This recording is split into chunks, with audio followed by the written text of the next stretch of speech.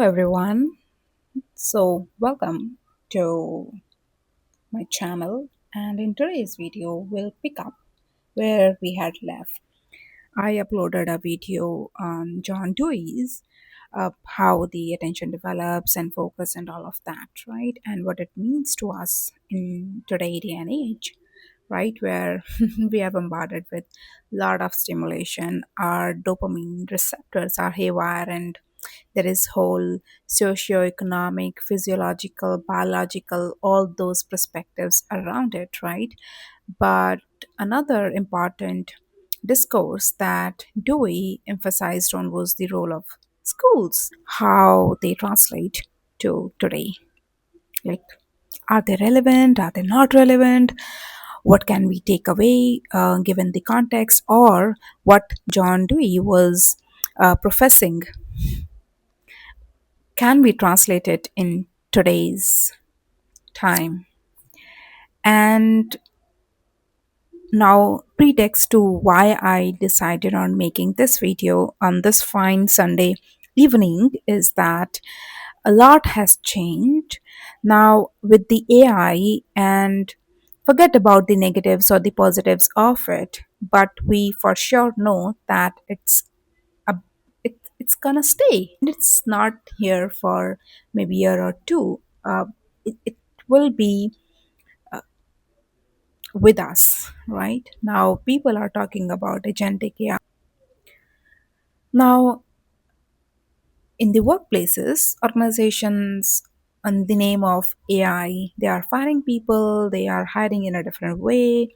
They are also thinking about how to integrate AI in their org chart, meaning that maybe like what could be the composition or combination of human and AI, right? So say for instance earlier under the manager there were 5 or 10 employees, or a team leader there were 10 employees or 5 employees, right? But now maybe under a manager, or forget about manager, there is no manager, one individual is handling 5 AI agents, or there is a group of 2 or 3 individual and they all have their own agents, AI agents who help them out, right? What it means for a manufacturing industry, like when we have and robotics and AI capabilities, integration, and all that is happening, right? In automobile, we are already seeing it. So it's gonna stay, but what sort of changes are needed or not needed in the curriculum, for instance? Should we judge a student, a child, in the same way? And what should be the discourses that we need to follow? What sort of changes? What parents should do? What teachers or schools' role is? More importantly, the question is, when we already have AI, and do we really need schools? Do we really need colleges? Why are our kids going to these places when AI can teach them? On what is the purpose of the school, right? Is it passing down of fixed knowledge that has been there for decades, if not centuries, or is it about nurturing the very unique individualistic interests of individual child, right? So, well, the answer that you land on changes everything. The assumption changes, the approach changes, and what and where we want and how we want the learning to happen changes also, right? So it is a like decade, if not centuries old battle between these two like teams, so to speak, team curriculum versus team child. And these two ideas are battling with each other, right? For the very soul of education, what it means to be educated, right? So Dewey saw this divide and rather a massive conflict between these two opposing tribes, and he thought, right, like, let's look at these two sides in this book, right? Curriculum emphasizes on discipline, the knowledge that has been gathered by the humankind for centuries, right? Math, science subjects, right? Their end goal is they judge or they examine students' learning process or capabilities based on how much information or what sort of knowledge. Teachers' role is to, provide the information, control them, is to make them disciplined like discipline experts, so to speak, in ways of memorizing, in ways of understanding, and all of that. Compared to the child team, learning is built on the curiosity of the child. It's a psychological process, right? It's about self realization. And during that self realization, there is this learning happening.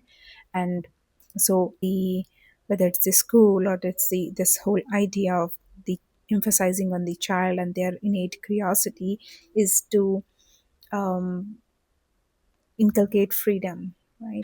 And also, the important point that I realized is that when we take these two ideas, uh, you know, to the extreme, they define by themselves by what one hate about the other team, right? And that's never good, right?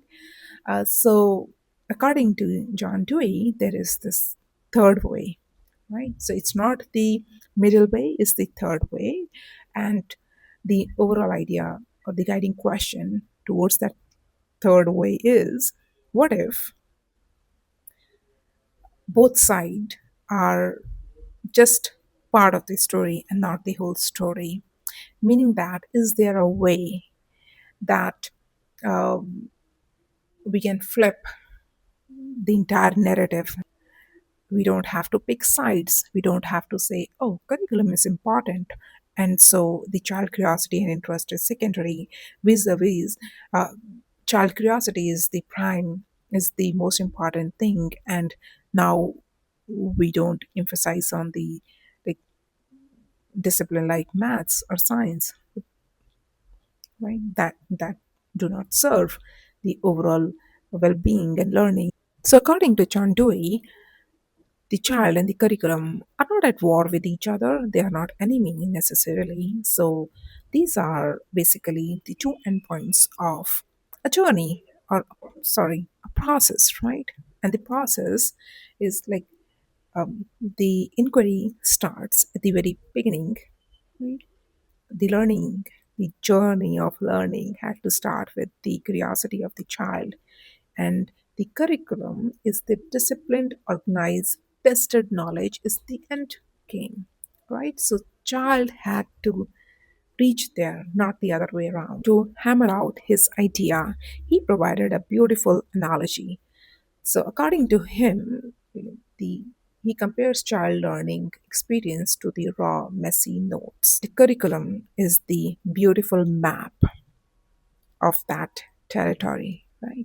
So, say for instance, he is mapping out his way towards a destination. Map do not replace the journey of an individual, but it's a powerful tool. Like, that is the role of a curriculum. Right? It's to help, not to get in the way of the learning process, right? Learning is the journey, and curriculum is the roadmap. What kind of place do we need um, for this journey to happen? And that is where the role of teacher, the kind of school, uh, comes into play, right? So, what sort of school, what sort of interaction, how should the structure be? Take for instance, a child is interested in knowing how does a pile of raw cotton converts or changes into a very beautiful shirt or a very nice fabric, right? So, in that one process, step by step process, they learn the science of fiber, right? They learn the history of factory, yarn, and geography. Where does that pattern came from, right? So, say, and how do we navigate a child's journey in this process? For them, we can start with, all right, we need how to yarn it. What is the process of yarning? And then how to weave it? And what sort of texture we want? Where does a particular texture comes from? The color based by doing, right? They are not only learning a craft in the process, they are learning the science, the history, the business, the geography, the culture about um, about clothes, for instance, right? Um, so yeah, so that is important, and it's a hands-on project. In this way, they are finally closing the gap between the child and the curriculum. So, what is all this mean?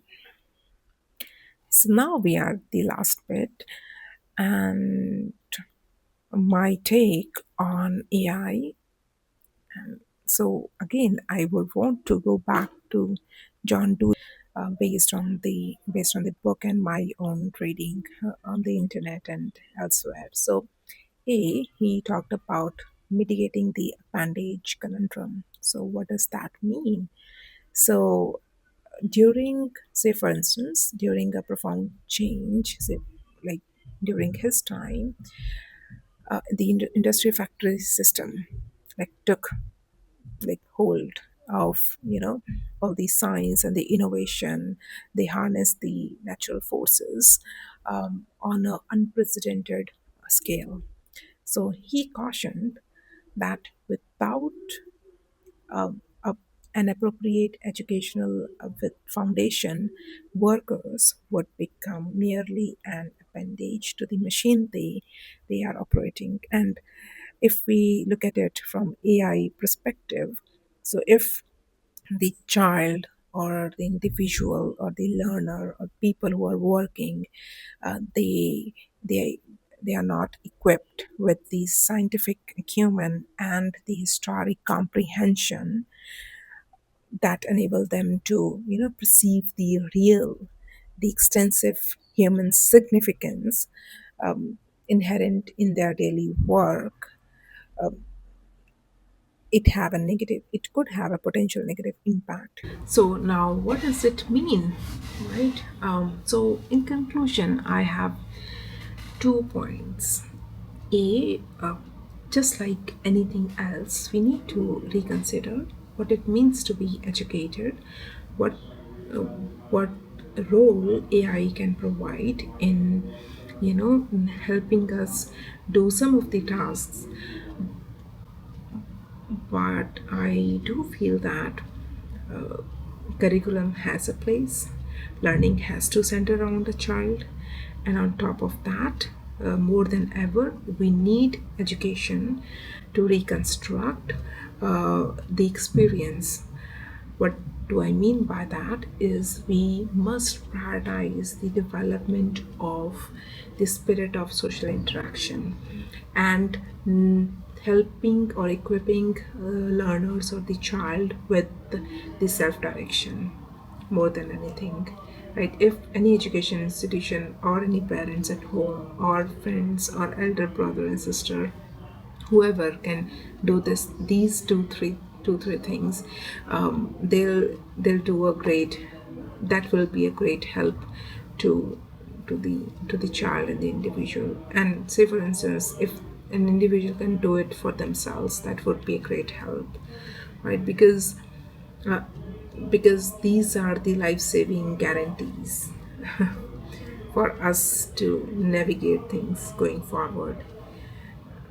I'm not sure. There may be a time that we are not judged on how much information I can retain, so as to what sort of interaction do I have. Can I think out of the box, right?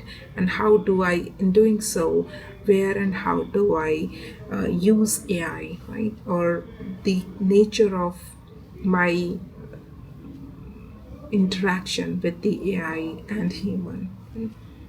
So that's gonna be big, I feel.